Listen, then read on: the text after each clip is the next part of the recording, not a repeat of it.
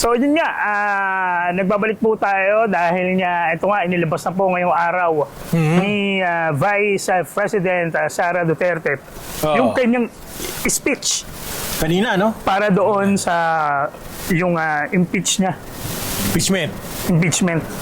So Yung reaction niya, yung kanyang response. kumbaga pero isa lang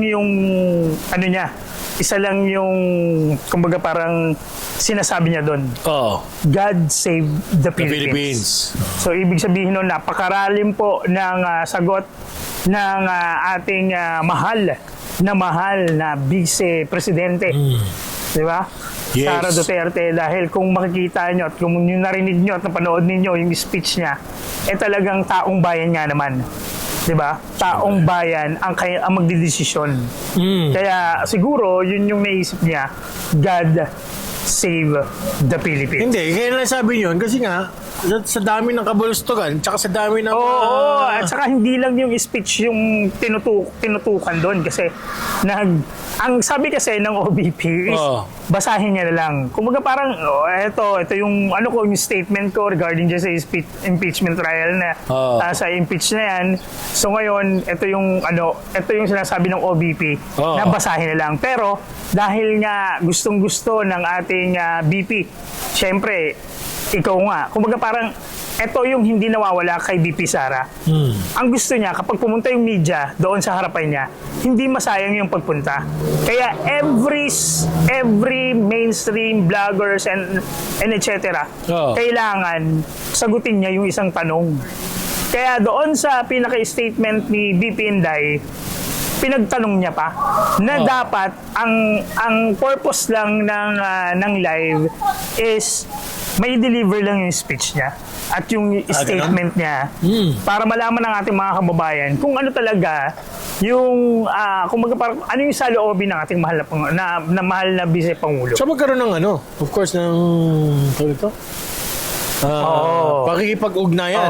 Kumbaga parang lahat ng question sinabi sa kanya pero yun para masatisfy talagang ang paulit-ulit na tanong doon how you kumbaga parang gaano ka confident na this time na ang mga senators na ang hahawak ng impeachment trial, are you confident na ba mga ganyan. So sinagot niya naman yon pero ang sagot niya, hindi pa sure.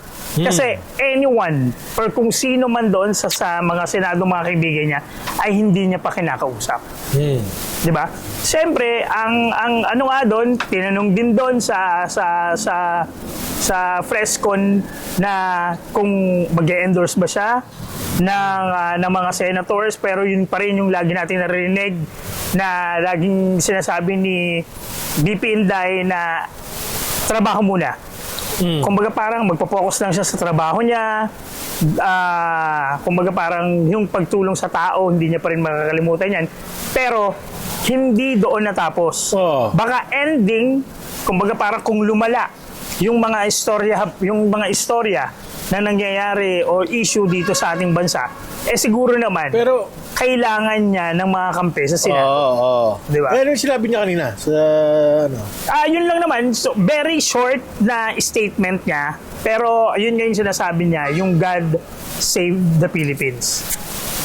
Yun lang. So wala nang iba pa na napalabok yung statement niya. Kumbaga parang lahat naman kasi ng impeachment trial, siguro narinig at nakita na rin ni Inday. Pero hindi siya, kumbaga parang hindi siya siya yung taong kung makikita mo parang hindi ba parang call a friend ba mga ganyan. Yung tulong, baka naman pwede mo tulungan niya.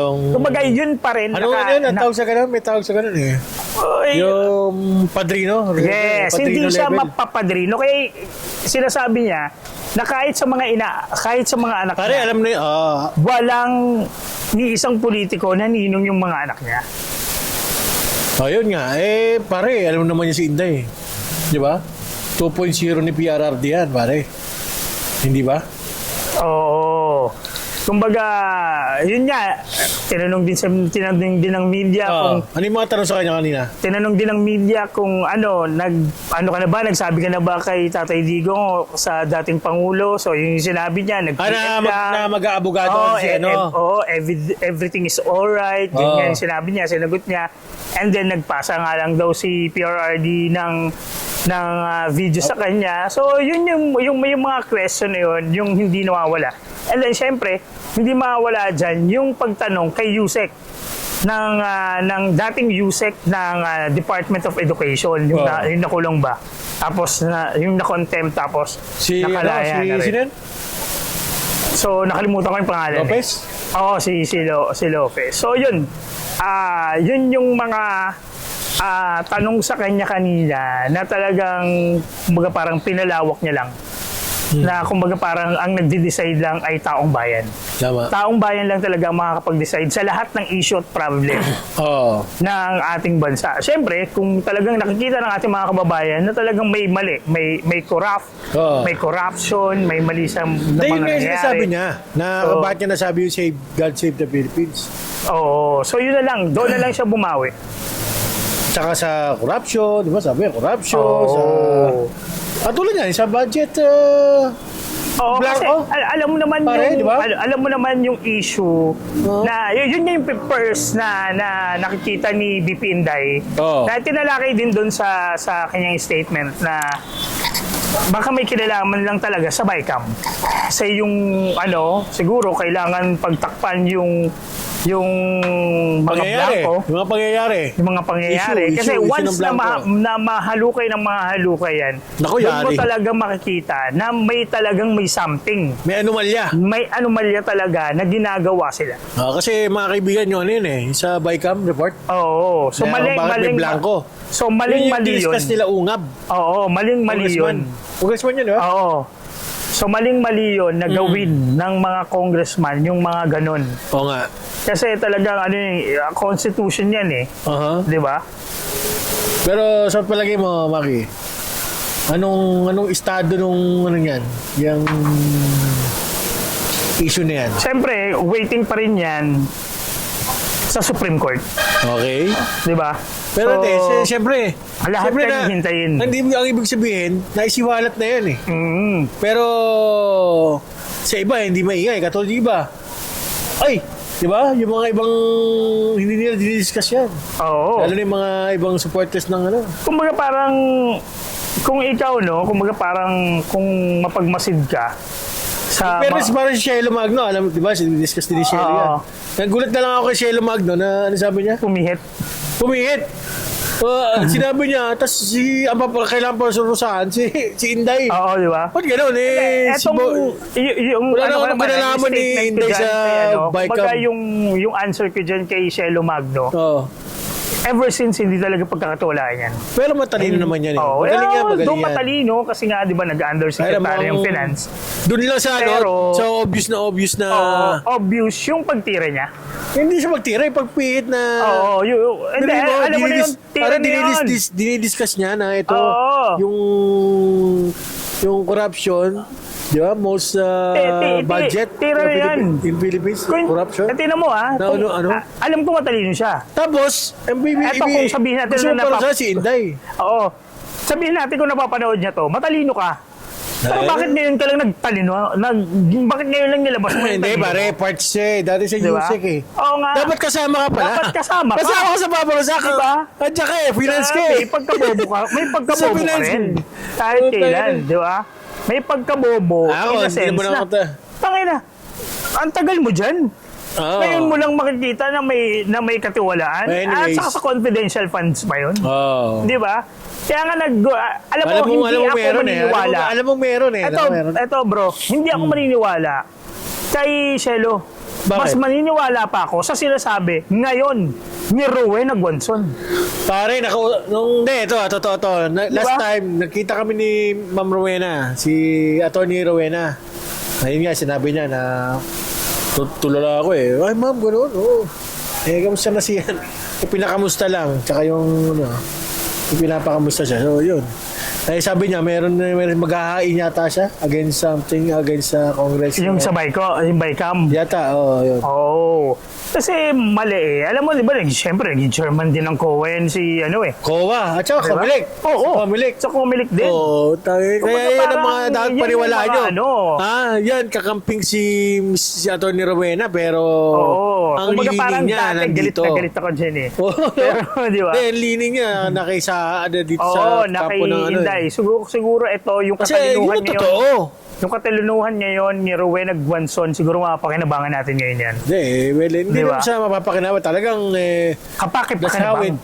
Yun ang ano niya eh. Di ba? Yun ang kanyang pinapanigan. So, ando siya sa tama. Oo, sa tama lang. Alam mo naman natin yan si Atty. Rowena eh. Sa tama lang din naman yan. Kumbaga parang kung ano yung opinion niya na So, dapat niyang ilabas. Pero Yun ito na yun. pa, kanina doon sa ni BP, sabi niya, February ngayon sabi niya, mas masakit pa ang iwanan ka, ang makipag-break ng jowa mo kesa i-impeach ka sa Kongreso. Oo. Kumbaga parang may ilalim yun. Paano ibig sabihin mas masakit pa yung kumbaga, ganun lang ka sa kanya yan yung impeachment, wala yan di ba? At saka, di ba alam naman natin na yung mga nasa office niya, di ba?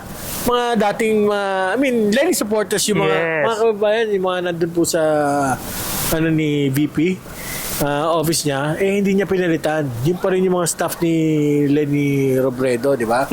Former VP ng former Vice President. So, kasi yung iba nung pagpunta natin doon, nandun pa di ba? Nandun pa. So, yung mga palakpak kanina sa speech niya, totoo yun. Yung mga Lenny supporters yun, hindi ko lang alam ba't nagagalit yung mga ibang BBM supporters na parang totoo yun. Totoo yun. Tingnan natin yan sa mga darating na buwan. So kumbaga parang excitement. Kumbaga na-excite ka sa mga paparating na mga buwan kasi ito siyempre inaabangan natin yung election 2025, di ba? So sa May na yan. Pero sa tingin mo, kumbaga parang after ng May, ito na ulit, di ba? May, June. Kumbaga parang salubungan na. And then Kalapit-lapit na yan. yung pag-ikot o yung usapin sa presidential election niyan is lalong iinit. Kasi alam mo naman, di ba? After nito, presidential election na. No. So, Kumbaga parang sinasabi ng mga anti-Sara? Mga anti-Sara? May nabasa ka ba? Hindi ko binabasa pag mga... Hindi, siyempre numadal sa Oo, pero newsfeed yun lang. Kumbaga parang impeach. Wala na. Kumbaga parang yung words nila na ginagamit, kumbaga parang isa lang. And sa mga ngayon sa mga commenters, sa mga kumbaga sa mga mainstream media, ang daming troll. Kumbaga parang i-impeach mo si Inday Sara, pero kumbaga parang isang tao ka lang na kinokontrol mo yung mga libo-libong di ba? Kumbaga parang hindi nakapanipaniwala kasi hindi ginawa ng mga DDS yan noon Kumbaga ngayon nakikita nyo yung mga Nakita DDS mo naman yung mga pag nabuhay talagang upak. Actually may mga trolls na nahuhuli, di ba? Hindi naman DDS. Kumbaga wala lang anti-DDS mga mga pang-asar lang ba? Oo. Pero ayan, maganda. Kumbaga parang papalapit ang eleksyon, painit yung mga usapin. Kaya talagang... Medyo na-distract ako, may dumaan ako kasing sexy. Na-distract kami dalawa. Yung mga nakasubscribe sa atin dyan, sa nakapollow sa B4D, i-share nyo po ang na to. Para kahit papano ay makita rin ho ng ating mga kababayan kung ano po yung mga pinag-uusapan namin na talaga naman relevant. Ito lang usapang lang to usapang nagla-lunch ka o usap parang lang wala dito. Lang ba, di ba? Parang parang lang chill. Chill. Pa inom ng di na po ako kasi pwede minom ng biro ito na lang mga ganito. Baga parang lang hanggang juices na lang tayo. Pwede naman mga red wine. Mga red wine pwede yan. So, yun. Kamusta muna natin yung mga ating... So yan, nagpapasalamat lang po kami sa patuloy po na gumagabay po sa ating channel, sa B4D. Bagong channel ko to ha, So, yung bagong lumang channel po eh, to wala kasi na. yung unang channel ho ay nawala na. Kaya gumawa po uli kami ng bago para kahit paano ay mapakita, mapakinggan at mapanood po ninyo ang B4D. Yan. Before this, Brothers for Duterte ha. Para po sa hindi pa po nakakaalam. Siyempre, yung B4D kasi, Brothers for Duterte, nag-umpisa yan noong 2015, 2016. Yes, 2015. Nung pagpasok Di ba po. doon kami nagkakilala nila, Maki. Marami kami. kumbaga Sila Tito parang- Potato, si iba, sila John. Oo, sila dyan, Edoy. sila Edoy. Tsaka iba pa. Maraming Brothers for Duterte na syempre, kahit papano, sa sobrang busy nila, yun nga yung Bago isa tayong nating membro. kasama. Meron tayong mga bagong membro, pare. Oo, sino? Si attorney, Jimmy Bondok. Actually, merong video kumbaga na... parang gusto niya na, di ba? Oo, Gusto niya wala na tumama eh. Ano siya, nabasbasan na siya na miyembro ng Brothers for Duterte. Yan, mga kaibigan. Once again, So, ako yan. po yung likod, Tapiro. At Pwede nyo po i-follow. si Maki Atensyo Yan. at muling magbabalik po ang B4D. 4D. Yun.